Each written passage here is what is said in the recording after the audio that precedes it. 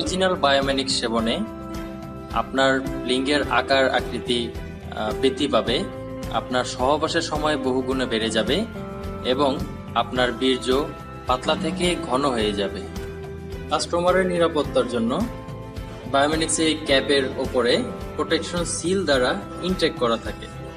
তো আমাদের বাংলাদেশের খাদ্যাভ্যাস এবং আবহাওয়া এবং পরিবেশের কারণে এটির সিস্টেমটা আমরা সাজেস্ট করি যে এটা সকালে একটি করে এবং রাতে একটি করে খাওয়ার জন্য।